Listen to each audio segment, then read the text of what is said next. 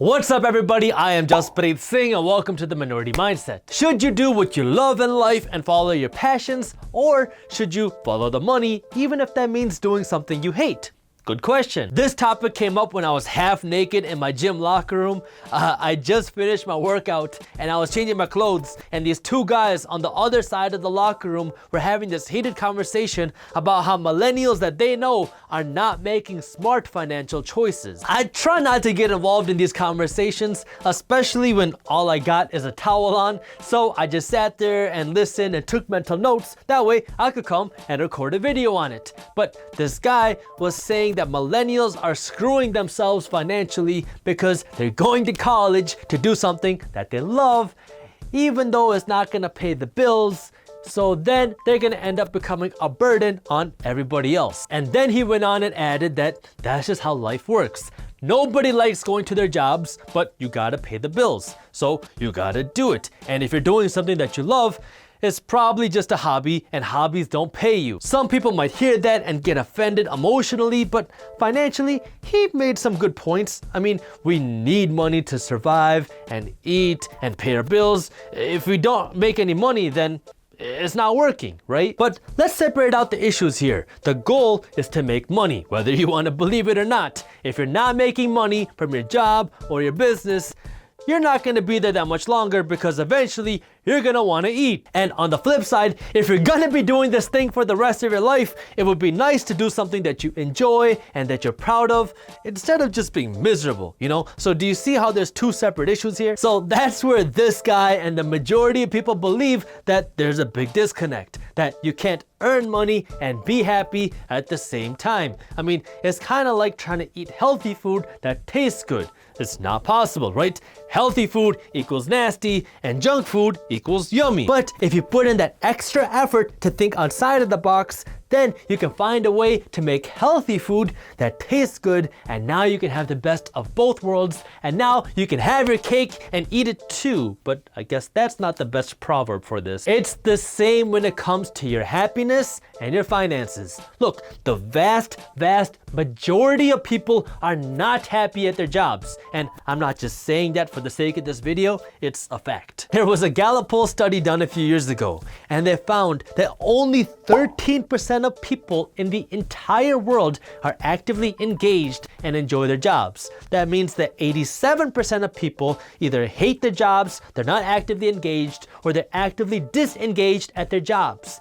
87% of people. So about 9 out of 10 people worldwide are not happy at their jobs, and from what I've seen, it's usually because of two reasons. One, you're not doing what you thought you would be doing when you first signed up for the job, and you're not getting paid enough. And that's why so many people say, don't follow your passions or your dreams, go and get a job that pays the bills. Because even if you followed your passions and you got a social science degree with a starting salary of $32,000 a year after you went in debt $100,000 or $200,000 if you went to a private school, there's still a high statistical chance that you'll end up hating your job even if you like the general field that you're working in.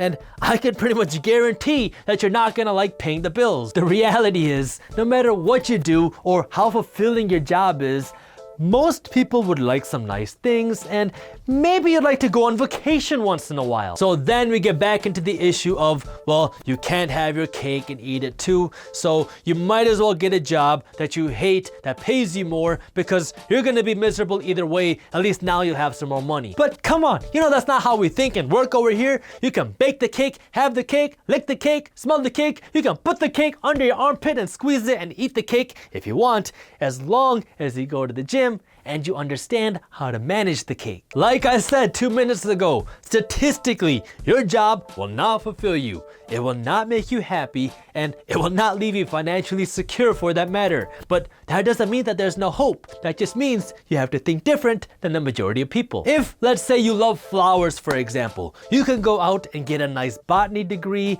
and then you can get a nice job at a flower shop, and then we run into all the issues that we just talked about. Or you could think different and take what you know and take what you enjoy and create something of value. And before you start screaming and running about, I don't know how to start a business or create a product, take it easy and take it one step at a time. Let's be very simple. How about you go and you just go plant a flower and you record yourself doing it. And as you're doing that, just talk to the camera about what you're doing and how you're doing it, and then post that video on social media.